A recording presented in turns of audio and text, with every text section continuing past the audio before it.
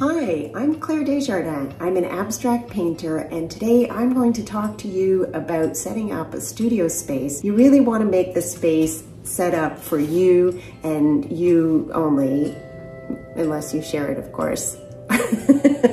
So you really want to set up the space so that you can be the most productive possible when you're there. When I first started painting, the space that I called a studio was really a closet.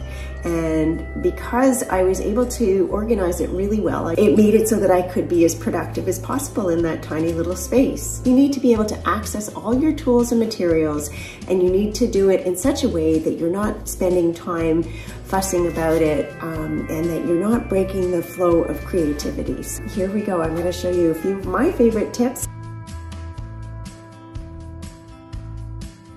This is my own studio. It's located in the Laurentians, an hour north of Montreal. It consists of 2 main rooms for painting, and then there's a couple of closet-sized rooms in the back for other stuff. When I'm organizing my space, I find it helpful to think about the activities that I engage in, making a list. My main activity is painting, but I also varnish, photograph, and I need to store my work when it's done. Also, I like to take an occasional break just to refuel my creativity.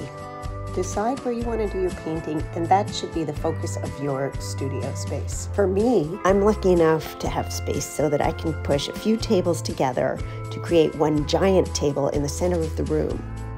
Keep tools on hand that you're planning to use in your project: paintbrushes, palette knives, tubs of paint water, fans, paper towels, and whatever else you think you might need. Reduce the clutter. Keep everything else tucked away on shelves or tables in their rightful places where they are easy to locate. The more shelves, the better. Organize your tools and materials so that they may easily be seen. I hide canvases in every corner of my studio.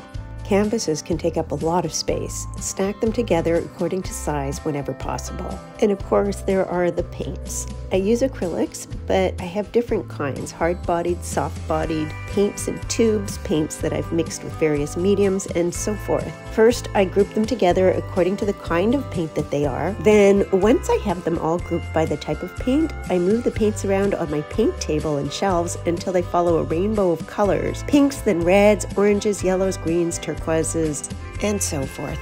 I want it to be intuitive. I want to know where a color is right away when I need it. For your dirty paint water, keep a separate tub of water for each of your color groups. That'll save you having to wash your brushes so often. As an added bonus, you can use the colored waters as washes on your artwork, minimizing waste while you're at it.